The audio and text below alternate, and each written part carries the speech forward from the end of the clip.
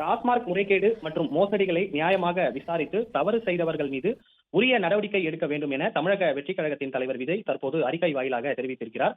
குறிப்பாக தமிழ்நாடு முழுவதும் திமுக அரசின் நிர்வாகத்தின் கீழ் இயங்கும் பல்வேறு மாவட்டங்களில் உள்ள டாஸ்மாக் அலுவலகங்கள் மற்றும் டாஸ்மாக் தொடர்புடைய பல்வேறு நிறுவனங்கள், நபர்களின் தொடர்புடைய இடங்களில் கடந்த 6ஆம் தேதி அன்று அமலாக்கத்துறையால் சோதனை நடத்தப்பட்டது. அச்சோதனை முடிவாக அமலாக்கத்துறை அறிக்கை ஒன்றை வெளியிட்டுள்ளது. அதில் கணக்கில் வராத பணம் 1000 கோடி ரூபாய் அளவுக்கு முறைகேடு நடந்துள்ளதாக கூறப்பட்டுள்ளது. டாஸ்மாக் பணியாளர்களை பணியமர்த்துதல், இடமாற்றம் செய்தல், வாகனங்கள் டெண்டர் ஒதுக்கீடு, பார் உரிமம் வழங்கும் டெண்டர் ஒதுக்கீடு, கடைகளில் விற்பனையாகும் ஒவ்வொரு மது பாட்டிலுக்கும் பெறப்பட்ட ரூபாய் 10 முதல் 30 வரையிலான கூடுதல் தொகை, டிஸ்டிலரிஸ் மற்றும் பாட்டிலிங் கம்பெனி மூலம் நடந்த முறைகேடுகளை பற்றி பெரிய பட்டியல் ஒன்று அறிக்கை வாயிலாக வழங்கப்பட்டுள்ளது.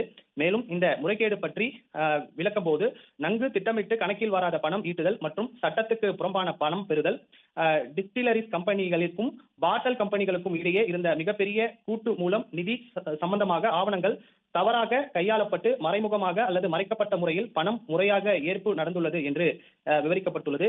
இதை செய்வதில் பெரும் அனுபவம் வாய்ந்த, கைகோர்த்த மற்றும் நுட்ப மூளைகளை மட்டுமே இவ்வளவு பெரிய முறைகேடு நடந்துள்ளதாக அர்த்தம் தெரிகிறது என தமிழக வெற்றிக் கழக தலைவர் விஜய் தெரிவித்திருக்கிறார். இந்த நிலையில அமலாக்கத்துறை டாஸ்மார்க்கில் நடந்துள்ள கணக்கில் வராத பண மோசடி குறித்து பயன்படுத்தியுள்ள வார்த்தைகளை பார்த்தால் வெறும் விளம்பரம் மாடல் திமுக அரசு பற்றி ஒரு ஊழல் இலக்கியமே எழுதும் அளவிற்கு இருக்கிறது என தமிழக வெற்றிக் கழக தலைவர் விஜய் அறிக்கை வாயிலாக தெரிவித்திருக்கிறார்.